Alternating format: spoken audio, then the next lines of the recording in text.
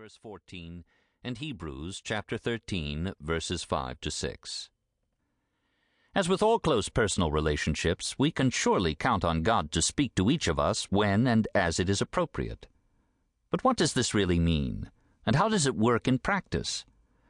I hope in the following pages to give a clear and workable answer to these questions. There is no avoiding the fact that we live at the mercy of our ideas.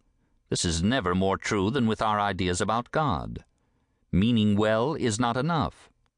Those who operate on the wrong information are likely never to know the reality of God's presence in the decisions which shape their lives, and will miss the constant divine companionship for which their souls were made. My strategy has been to take as a model the highest and best type of communication that I know of from human affairs, and then place this model in the even brighter light of the person and teaching of Jesus Christ. In this way, it has been possible to arrive at an ideal picture of what an intimate relationship with God is meant to be, and also come to a clear vision of the kind of life where hearing God is not an uncommon occurrence. To take this ideal picture seriously is to exclude all tricks, mechanical formulas, and gimmickry for finding out what God wants one to do. We cannot reduce it to a device that we use to make sure we are always right.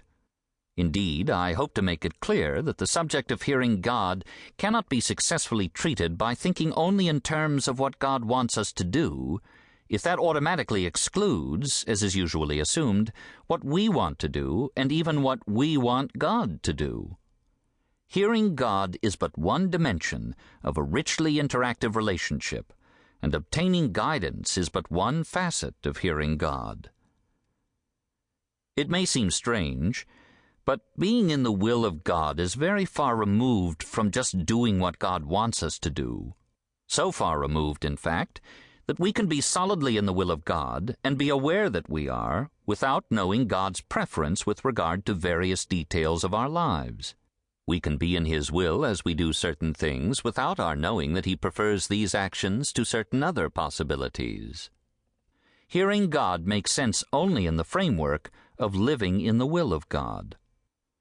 When our children, John and Becky, were small, they were often completely in my will as they played happily in the backyard.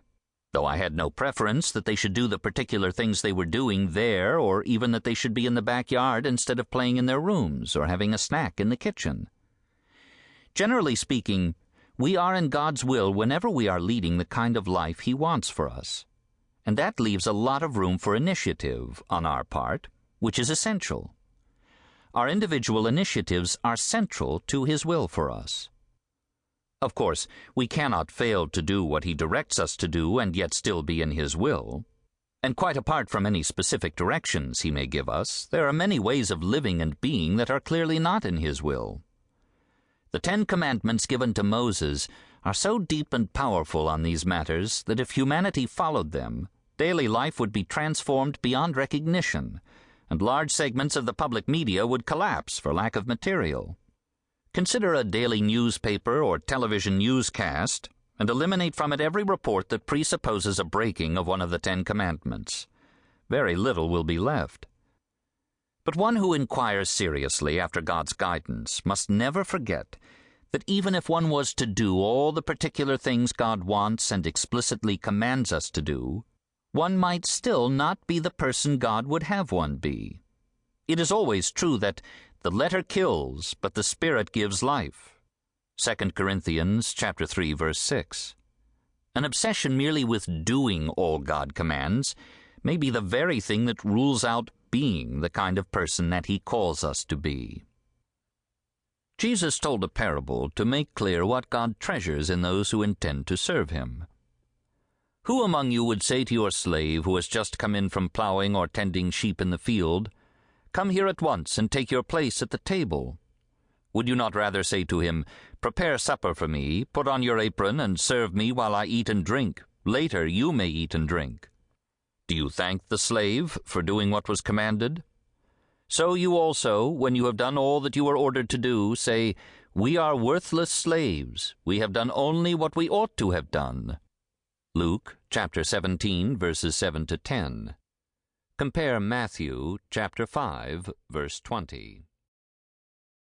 The watchword of the To keep listening to this audiobook for free, click the link in the description. It will take you to a free Audible trial where you can listen to this and many other books for free for 30 days.